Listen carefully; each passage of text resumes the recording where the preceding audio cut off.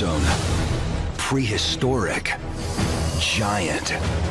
Very large, and they're certainly more than big enough to represent a danger to us. And the secret to even larger size may lurk in their ancient DNA. Code for a truly monstrous Croczilla. The propensity to become a giant is always present in the crocodilian lineages. I think the conditions are ready right now for a super croc.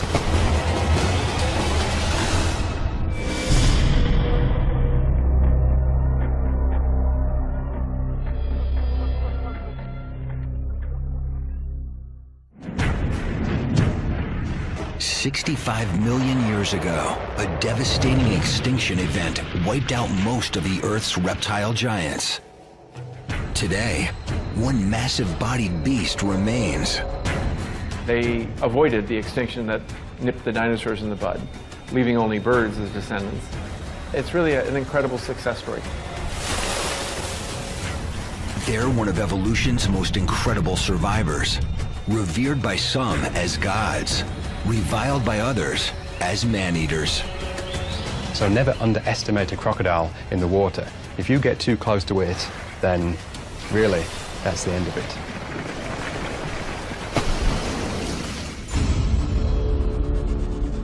Meet the world's largest reptile, the crocodile. They might not be quite as long as some of the giant snakes, but they're actually a lot heavier than those giant snakes, so they are actually the biggest reptiles on Earth. These prehistoric giants can grow to enormous sizes, yet fossil evidence reveals their ancient relatives grew even larger. If you go back 100 million years, there were crocodiles that were almost twice the size and probably about 4 to 5 times the weight of the biggest crocodiles today. In the late 1990s, paleontologists working in the Sahara Desert unearthed the bones of the largest crocodile ever known to roam the Earth, Super Croc. Super croc is the nickname. Sarcosuchus imperator, the imperial flesh croc. That is the technical name. Super Croc was probably 40 feet long. It would have been an absolute monster. Scientists think Super Croc, like today's crocs, was a powerful predator stalking unsuspecting prey at the water's edge. And Sarcosuchus was doing the same sort of things as these modern crocodiles are doing, except it was doing it 100 million years ago. Millions of years later, a modern croc still hunts like Super Croc and haunts similar habitat. Yet can it grow to its ancient ancestors' gargantuan size? How big can it get? Here in Darwin, in Australia's Northern Territory, one potential Croczilla candidate dominates the region's tidal rivers and estuaries. Known locally as salties, these are the largest of the world's 23 species of crocodilians, saltwater crocodiles. The largest saltwater crocodile ever measured stretched over 6 meters long. Yet to outlast dinosaurs, you need more than monster size. You need a heavy-duty arsenal of survival traits.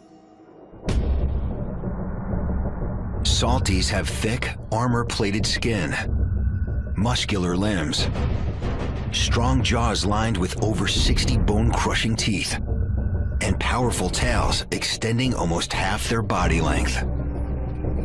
It's one possible clue to their future size potential, honed to perfection by evolution. Crocodiles' bodies are designed to survive. I mean, they can lose a limb, it doesn't matter. The dominant males are often missing a limb. You have an animal that's a survivor, and there's almost nothing that can get in its way. It's almost like a Ferrari now. It's had so much refinement done to the general body plan of a crocodile that what you've got now is you've got, like, you know, the best possible crocodile that you could possibly have. Salty is your A1 predator, something to watch out for. They eat humans every year. Very large, and they're certainly more than big enough to represent a danger to us. News accounts report lethal attacks. In rural Darwin in 2009, while swimming with her sister and 2 friends near a swamp called the Black Jungle, an 11-year-old girl vanishes. Police mount a ground search for the girl. Helicopters scan the bush from the air. The next day, they find her remains. Bite marks indicate her killer was a crocodile, measuring about 3.5 meters. Trained crocodile catcher Robbie Risk was part of the search team. That was a really emotional event. And that took about a day to find any remains. When we did, you know, it was something that, you know, which you don't really want in your head. Groups of armed officers scour the area, setting traps throughout the floodplain, but they never find the culprit croc. Though attacks like this are rare, salties probably kill about 6 people a year. Yet officials estimate there are up to 150,000 of them moving from rural tidal rivers into Darwin waters. The unique thing about Darwin is that it's essentially a city that's situated right in the middle of crocodile habitat. And as they spread to urban and suburban areas, the odds of attacks on humans may be increasing exponentially. If most crocodiles in the tidal rivers here didn't move, they'd get killed by other crocodiles. There's just not enough food and there's not enough space to go around. And this is why you've got saltwater crocodiles moving along the coast towards Darwin. And more crocodiles every year are found in and around Darwin. And obviously the potential for disaster is so much higher.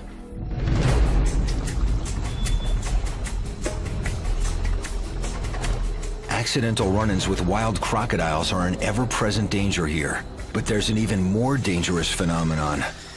Rogue crocs that attack people on purpose.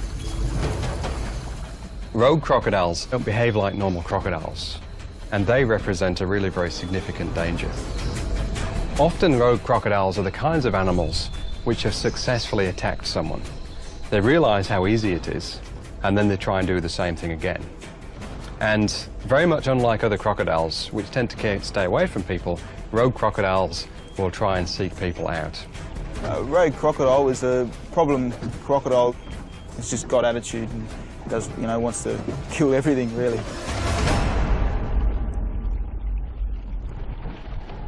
To reduce the risk of an attack by a rogue or other saltwater crocodile, Darwin authorities operate an ongoing catch and remove management program.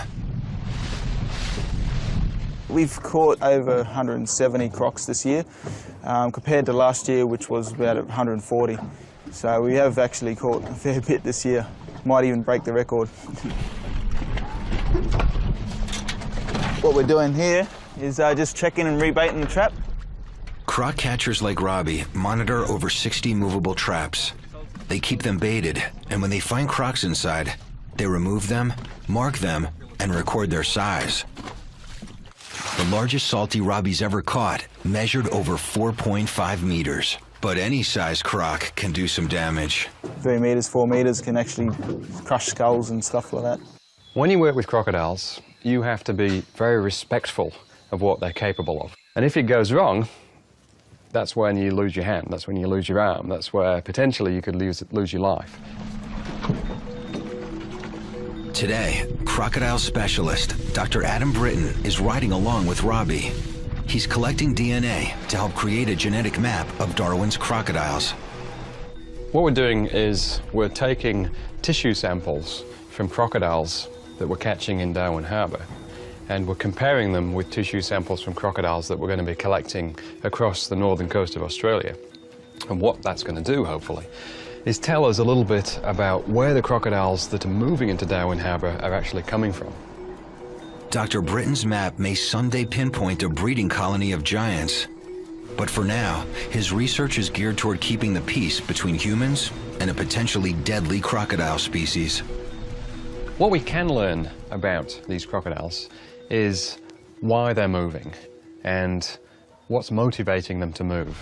And if there's a risk of crocodile attack, then you have to try and reduce that risk. And hopefully, we can figure out how to make it safer for people. And then people will be more likely to put up with crocodiles that live on their doorstep.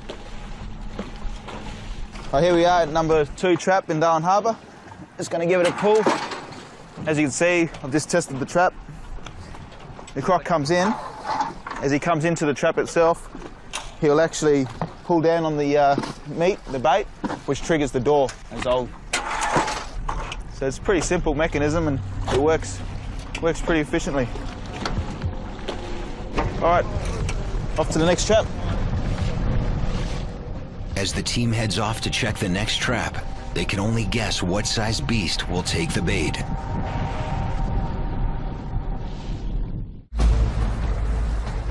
A crocodile can grow as long as it lives. It's another clue to their future size potential. When most creatures mature, they reach a maximum size and growth stops. But crocodile size has no limits. It's a phenomenon known as indeterminate growth.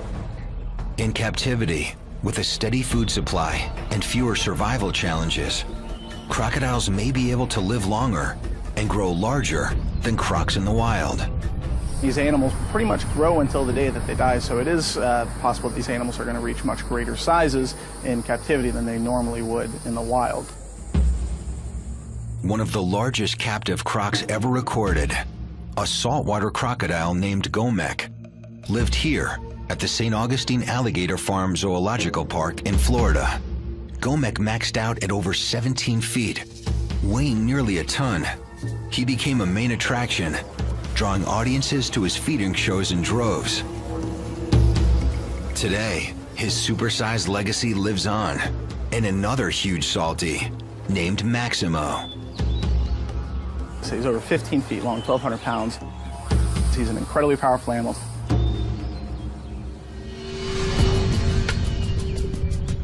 Working with carnivores as large as Maximo carries extreme risks.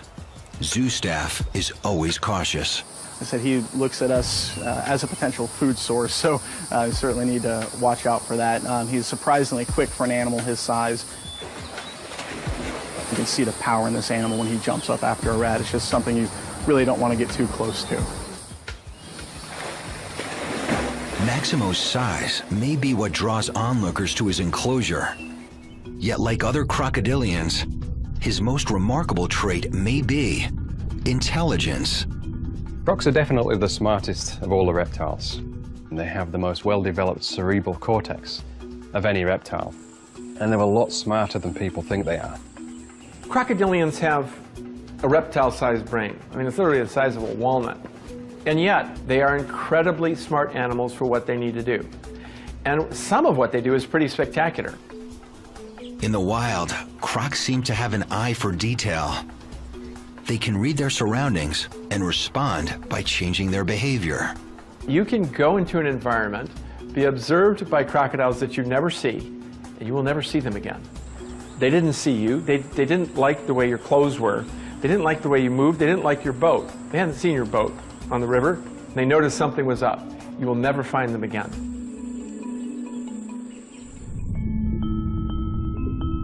They may also display some form of memory.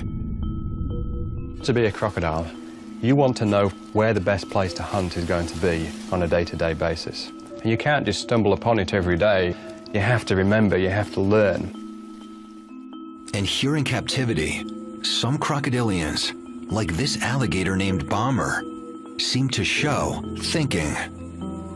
You tap him on the snout, he'll open up, throw a nugget of food in there, and he'll slam shut on. He gets a meal and somehow realizes that you want him to do that. The first time he'll do the trick just fine. The next time he'll move back about 2 inches. The next time about 4 inches. So he'll keep moving back. And what he's doing is, it seems to be that he's trying to lure you into the water to the point where you'll fall in. And God knows what he wants to do with you from there. This animal is thinking. I mean, this is a learned behavior.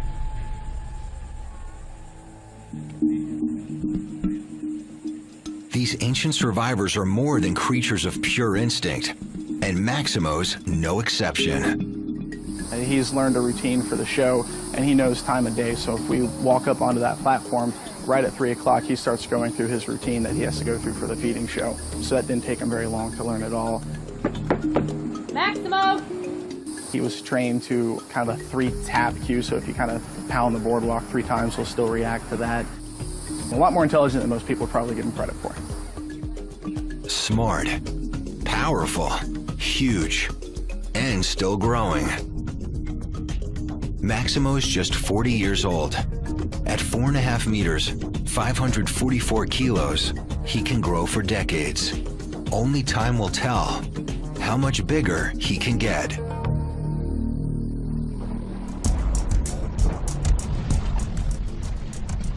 It looks like we've got a croc in this trap. Yeah, be about 2.5 meters. Back in Darwin, the team finds a salty in one of the harbor traps. Robbie estimates it's about 2.5 meters. First, what we're going to do is chuck a snout rope over a top jaw, and then we're going to disable his jaws with a zip tie, and then we'll bring him out of the top of the cage. They have to get it onto the boat, but first, they have to secure its jaws.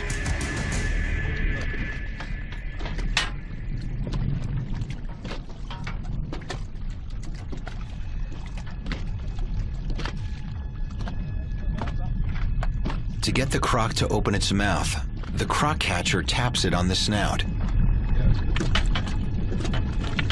He slips a snout rope around its upper jaw.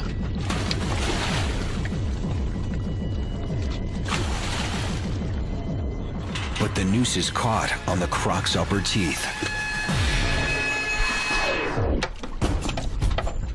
Just got to bring it back a bit more. You don't want it flipping off at the last minute. Nah.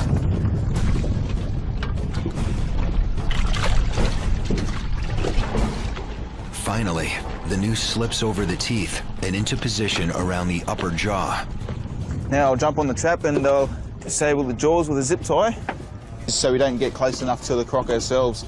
So there's no interactions between us and the animal itself, so no one's going to get hurt.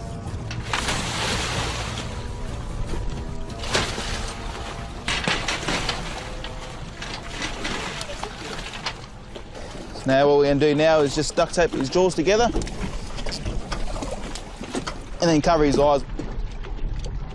Covering its eyes helps minimize stress. Eyes covered, jaws are secured. Now we're ready to bring him out of the trap.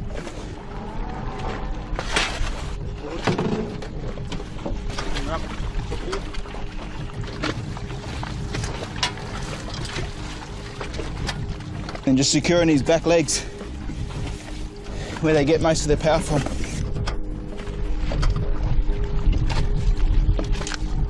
And final part, just a bit of protection there from his other teeth that are protruding over the top jaw. So when we do handle him, we won't cut our hands up and stuff. Even with the croc's jaws zip-tied and taped, with one swing of its head, its large teeth can tear open human flesh. With a wild salty captured for relocation, Robbie and the team loaded onto the boat. Stop. Beautiful. When the croc's secure, the team ties new bait, resets the trap, and heads off to check the next one.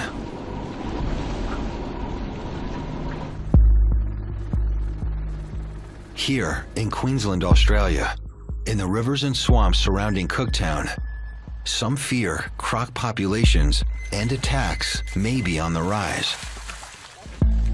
In 2005, a crocodile measuring nearly 4 meters dragged a fisherman from his canoe and killed him. Park rangers located the croc and shot it. More recently, in 2008, on the banks of the Endeavour River, when a 62-year-old man left his campsite to check his crab pots and failed to return, his wife called authorities. Once on scene, they find crocodile slide marks down the riverbank. A full-scale search turns up one of the man's sandals and watch. Weeks later, authorities discover the man's remains inside a 4.2-meter croc. Experts say attacks like these are just freak accidents, but some locals worry.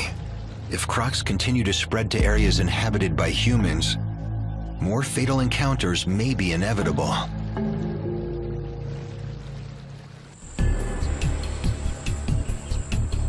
In Florida, at the St. Augustine Alligator Farm, biologist Dr. Gregory Erickson is studying a crocodile's main predatory tool, its bite. We're trying to understand what makes these animals tick. We're interested in how the musculature and the mechanics of the jaws allow them to generate their bite forces, and how the shapes and sizes of the teeth contribute to the pressures that these animals use to make a living. These are our bite force transducers. When it bites down on this, it's going to exert a force, and this is a force sensor device, like a good bathroom scale, and it's going to send out a signal to a charge amplifier that's going to record the bite force. He starts by prepping a specially designed bite force meter. The meter's leather pad is it doesn't hurt their teeth. And as soon as you touch one of their teeth, it triggers a snapping bite, is what we call it, and they'll slam down, apparently with as much force as they can possibly generate, and we'll get a recording instantly of what the maximal bite force was. I'm not exactly sure what this Nile crocodile is going to do. They tend to be rather surly animals.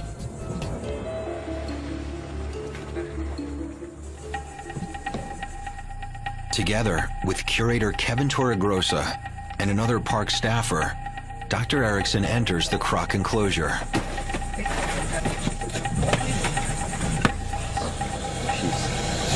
She's a mad motor scooter.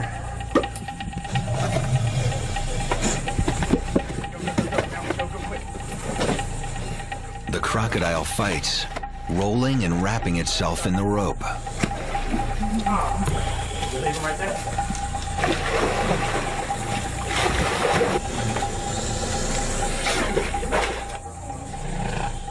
But finally, the team lifts the croc out of the water and onto an examination board. What we're going to do is throw the board in. I'm going to push the jaws down on the board. You're going to put the mouth pull on to hold his jaws on the board, and we're going to tape it up.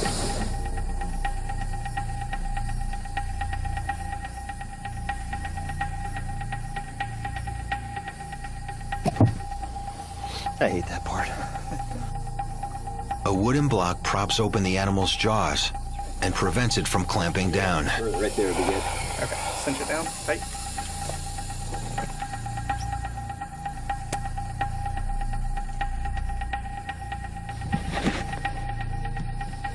What I'm doing is I'm taking dental putty. It's essentially the same material your dentist uses to cast your teeth when you're going in for dental work. And I'm going to use this to make some copies of the more prominent teeth in this animal. Don't do this at home. Don't do this with your pet crocodile. Or your dog, for that matter. Before taking bite force readings, Dr. Erickson takes dental impressions. By making molds of the teeth, then we can make casts of them, and essentially we can walk away with a replica of the teeth. From that, we can do studies as to how much pressure they actually generate at the tips of their teeth. But we really don't understand how the teeth work, and so that's what we're trying to do in this research.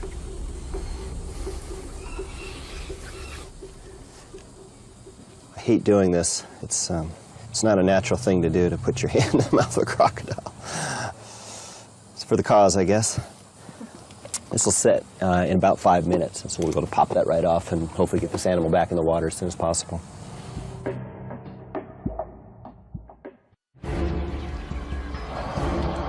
Another clue to crocodile's future size potential: predatory skill. Crocodiles are classic ambush predators. In other words, they stalk silently and attack rapidly. They can hide in a river with just a nostril and an eyeball sticking above the water and prey on something that has no idea what's about to happen. Crocodiles are masters of their habitat. To hunt, they often just sit and wait. All animals have to have water, and so you've got a constant source of food coming to you, and all you have to do is get good at catching it. It doesn't really matter who the players are coming to the water's edge. The crocodile doesn't care as long as it's a meal. Hidden with its eyes, ears, and nostrils sticking just above the water's surface, a crocodile can use its powerful senses to home in on prey. They have these pressure receptors around their jaw, and literally they can detect changes in pressure through the water. They have an excellent sense of smell. They can smell animals and prey from quite a long distance away, and it could be several kilometers away. Their hearing's actually better than ours at low frequencies, and so they can hear the rustle of footsteps. They can hear animals moving through grass. Their eyesight is excellent too. They've got full color vision, and they can see at night very effectively.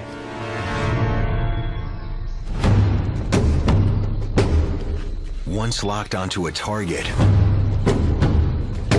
a croc approaches unseen, propelled by its powerful tail. It's the driving force that allows them to be able to swim at great speeds, but more importantly, to slowly swim without creating a lot of turbulence.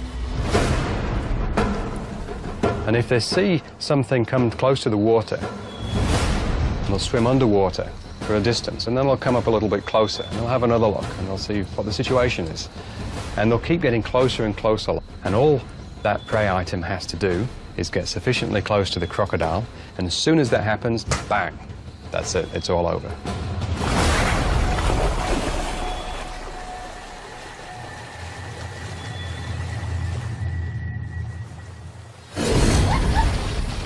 Launching an explosive surprise attack, a crocodile bites down with bone-crushing force, dragging its victim into the water to drown it. Sometimes it goes into a death roll.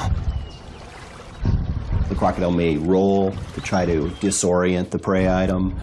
Sometimes the animal's dismembered at that point. Maybe the animal will die nearby from bleeding. Ideally, the crocodile's trying to drown the prey item. Once the animal's drowned, of course, then it's secured a meal. Once its prey is dead, a crocodile uses its body to tear it to pieces. They just simply rip it apart with a motion of their head.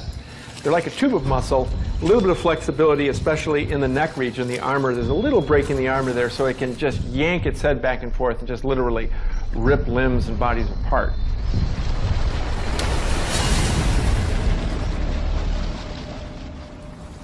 Gravity helps it swallow. Okay, let's see if this is on it. Seems to be. Back in Florida, Dr. Erickson removes the dental putty from a nearly 2.5-meter crocodile's tooth. This animal's really powerful. You saw right there, just touching that tooth set this animal off. They're a lot faster than we are, so you have to be careful. I mean, if we hadn't had that mouth taped shut, I'd be heading for the hospital right now. You never want to reach down into this area. We call it the hitting zone.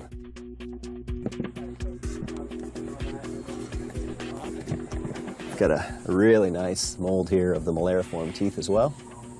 And so we'll take these back to the lab and we'll make some replicas of this crocodile's teeth. Now tighten it up. With molds removed, Dr. Erickson prepares to measure the croc's bite force. Here we go. Oh, missed it. Just missed it. Okay, so what happened? Here's the croc saw the bar coming. They try again, hoping for a more direct hit. All right. 375. Yeah, this animal's starting to tire a little bit, and so that's probably all we're going to get. Roughly 400 pounds of force.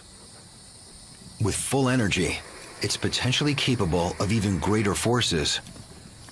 And as it grows, so will its bite. Got it.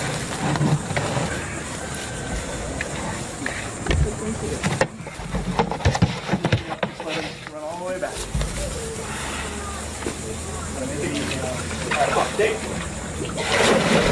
Good job. back to his corner. As the team releases the croc, it races off. Dr. Erickson will take his molds, bite force readings, and measurements back to the lab for analysis. With the bigger crocodiles, such as the saltwater crocodiles, we're getting numbers approaching 4,000 pounds. Almost twice what we see in the spotted hyena, which is the bone-crushing champion among mammals. It's also twice as high as what you see in the Bengal tiger or an African lion. Over 1,800 kilos of force eclipses any animal on the planet. Dr. Erickson believes the huge force is necessary for its survival. Most crocodiles don't have particularly sharp teeth. They're blunt instruments, not well designed for puncturing things. But with the kind of forces these animals generate, they are able to produce pressures that are high enough to puncture through hide and sustain impacts with bones. And they pull it off, and they've been doing it for a long time, and they're pretty good at it.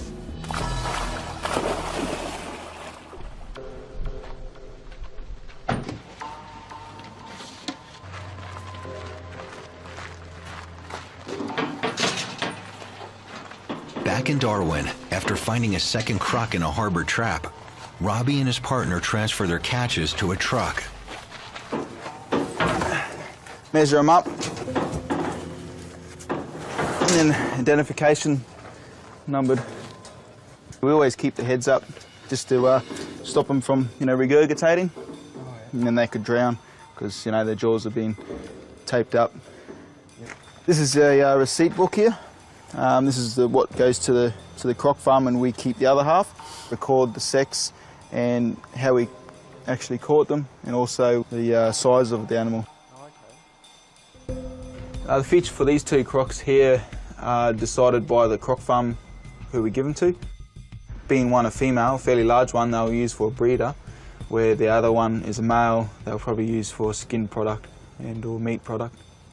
Yeah, two less out of the harbour for us to worry about, which is good. I'm glad we got them, and there's plenty more to catch.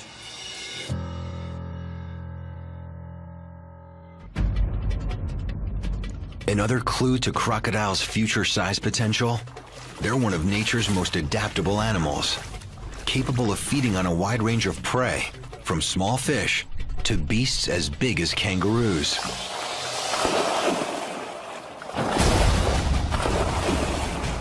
They're feeding on things such as clams and crustaceans and even insects, fish, frogs, you name it, turtles. They're able to feed upon a broad range if the opportunity presents itself, or if they're forced to do so just due to diminishing resources.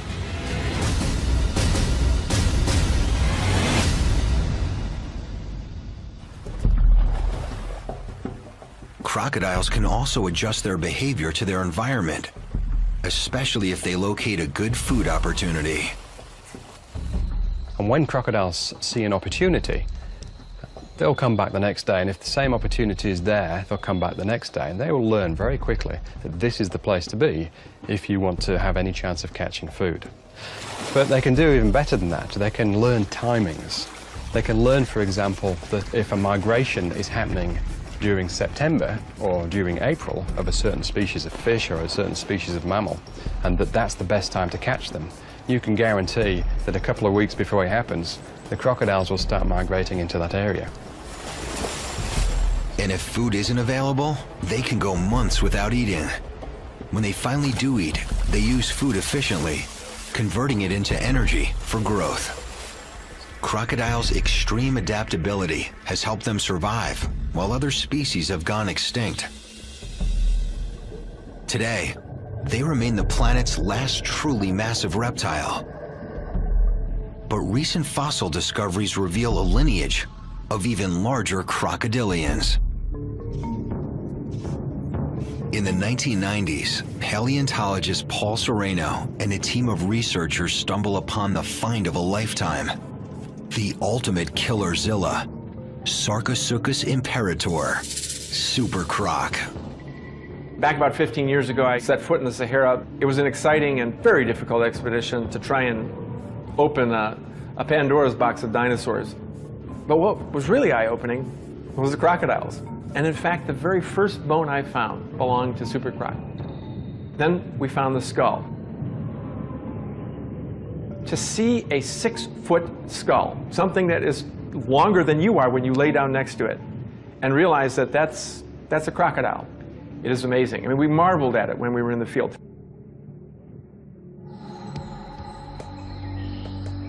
Roughly 110 million years ago, Super Croc stalked the banks of a river, coursing through what is now arid land. Super Croc was an ultimate stealth predator, ambush predator. It had enormously powerful jaws and teeth that were like stubs. They were like hooks. They were definitely not designed for eating fish. They were designed for eating dinosaurs. They were designed for pulling dinosaurs down to the water, drowning them, ripping them apart. And the tail is like, I don't know, it's like the trunk of a sequoia. It's too big to wrap your arms around. It's absolutely monstrous. They probably had bite forces perhaps as high as 20,000 pounds or something like that, and God knows what kind of pressures they were generating.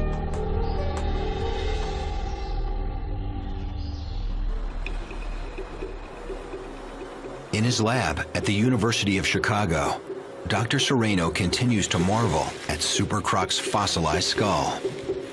This is the most complete skull of a giant Super Croc ever found. It's 6 feet long, weighs about 700 pounds. The back end of the skull is here. Here's the 2 eye sockets. They're sort of raised up. Here's the snout. Here's the big opening for the nose. The animal is basically a magazine of teeth. This is the root. The dark part is the crown. This is the part that sticks out. This is a replacement tooth. So most of the tooth is actually in the jaw. When you put this into the skull, you realize that the snout is like a machine gun of teeth.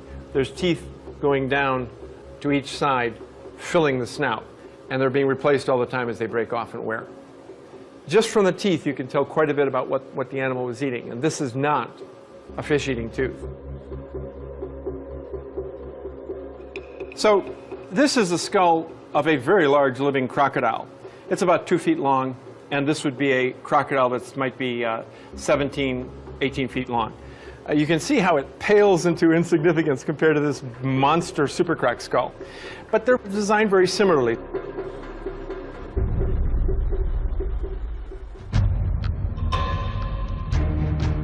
So, how big was Super Croc? They're about twice the size of the largest saltwater crocodiles, and probably somewhere in the region of about 10 times as heavy. Well, we think Super Croc was 40 feet long as a full adult. Yes, a croc the size of a school bus. How much did it weigh? 8 tons is a good estimate. The largest crocodile to ever survive on Earth.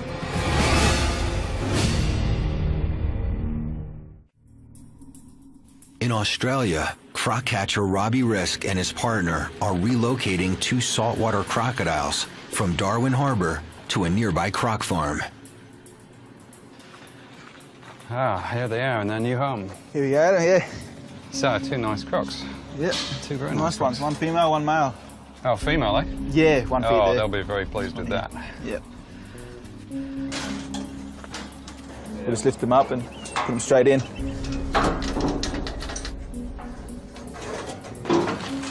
3. I've got the light in.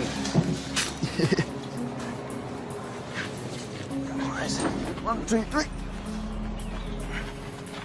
With the crocs off the truck, Robbie heads back to the harbor to continue his work monitoring the traps. Right, now there's a bit they're not going to like.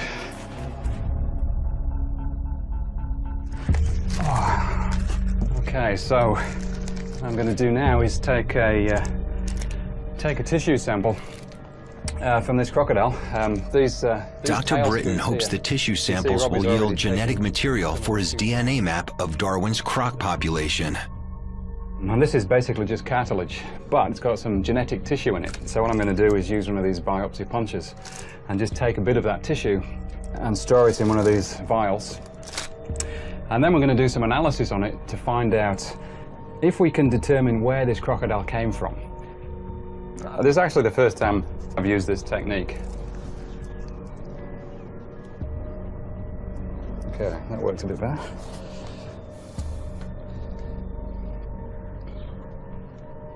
Obviously, it obviously stings a little bit, but for these crocodiles, they've got such thick skin. It's probably a bit like us having an injection.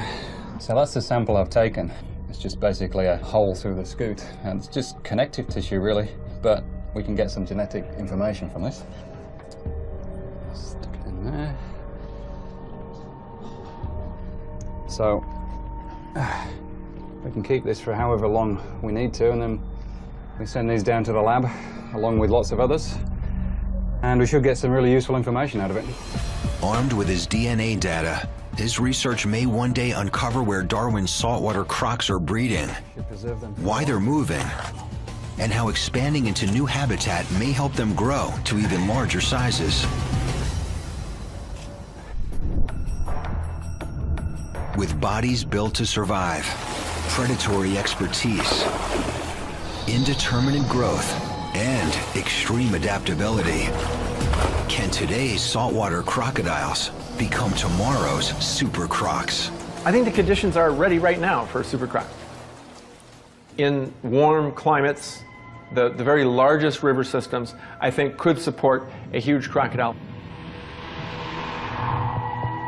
Temperature is certainly a factor for growth. These animals do have a fairly slow metabolism, but if the weather's warmer, they're going to be eating a lot more. It certainly could help them grow a lot larger. Warming temperatures and large prey may drive crocodiles to even greater sizes. If large prey evolved near the water's edge, I think it's quite plausible, possibly even likely, that giant crocodiles would evolve again.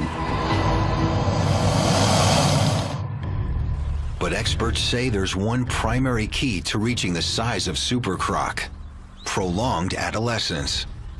And what we found is that these animals took about, 35 to 40 years before they started slowing down their growth. Large crocodiles today, somewhere between 12 and 15 years, they'll start slowing down their growth. These giants was, maturing later and living a lot longer. How did super croc get so big, 40 feet in length? Did it grow faster, or did it grow over a longer period of time? They just took longer to grow. These giant crocodiles were growing at comparable rates to big crocodiles today. So they didn't necessarily grow faster, they just prolonged sort of their teenage years.